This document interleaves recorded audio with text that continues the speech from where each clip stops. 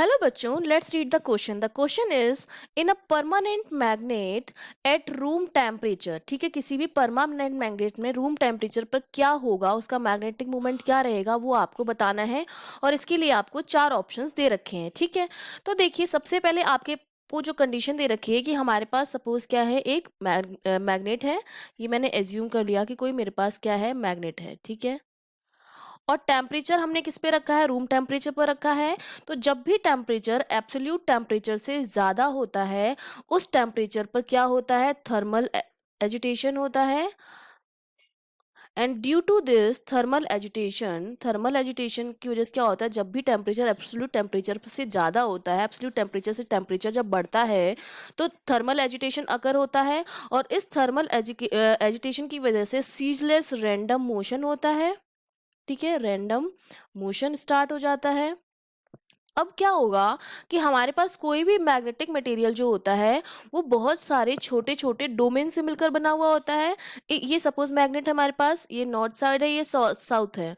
ठीक है, अब इसमें बहुत सारे छोटे छोटे क्या है, डोमेन है। ठीक है, बहुत सारे छोटे छोटे डोमेन है। डोमेन क्या होता है, डोमेन वो रीजन होता है किसी भी मैग्नेटिक मटेरियल के अंदर जिसका जो मैग्नेटाइजेशन होता है वो उसकी एक यूनिफॉर्म डायरेक्शन होती है। ठीक है, मतलब जो इंडिविजुअल मैग्नेटिक मूवमेंट होता है एटम का, क्या होता है, वो एक डायरेक्शन में क्या हो जाता है, अलाइन हो जाता है। तो ये बहुत सारे छोटे छोटे डोमेन से मिलकर बना हुआ है। तो इन सब का जो मैग्नेटाइजेशन होगा, मैग्नेटिक मूवमेंट होगा, वो सपोज इस डायरेक्शन में है। ठीक है, इस तरह से है।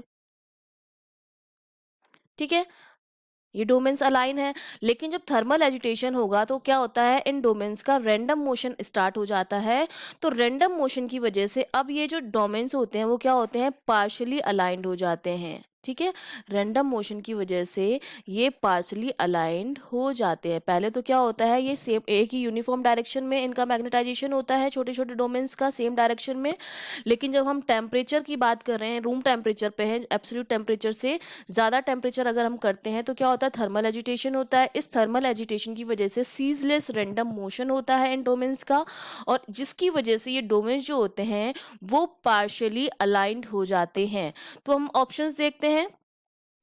That magnetic movement of each molecule is zero, तो ये तो करेक्ट नहीं है, क्योंकि ये जो डोमेन्स हैं वो क्या कर रहे हैं, किसी एक डायरेक्शन में मूव कर रहे हैं, और इनका खुद का इंडिविजुअल क्या होगा, मैग्नेटिक मूवमेंट होगा। हर डोमेन का कुछ ना कुछ एक मैग्नेटिक मूवमेंट होगा। तो ये वाला ए ऑप्शन जो है वो तो आपका बिल्कुल ही इनकरेक्ट हो गया। ठीक है, now in B option they are saying the individual molecules have non zero magnetic movement. तो इतना पॉइंट तो बिल्कुल करेक्ट है कि मैग्नेटिक मूवमेंट जो है वो नॉन जीरो है, but which are all perfectly aligned. तो ये जो सेकेंड वाली ऑप्शन है वो गलत है। वो परफेक्टली अलाइंड ना होकर कैसे होते हैं, पार्शली अलाइंड होते हैं। उस पार्शली अलाइंड का जो रीजन होता है वो होता है रैंडम मोशन, और रैंडम मोशन का जो रीजन होता है दैट इज थर्मल एजिटेशन। तो ये ऑप्शन भी आपका क्या हो जाएगा, इनकरेक्ट हो जाएगा। C's domains are partially aligned, तो सी ऑप्शन आपका बिल्कुल करेक्ट है।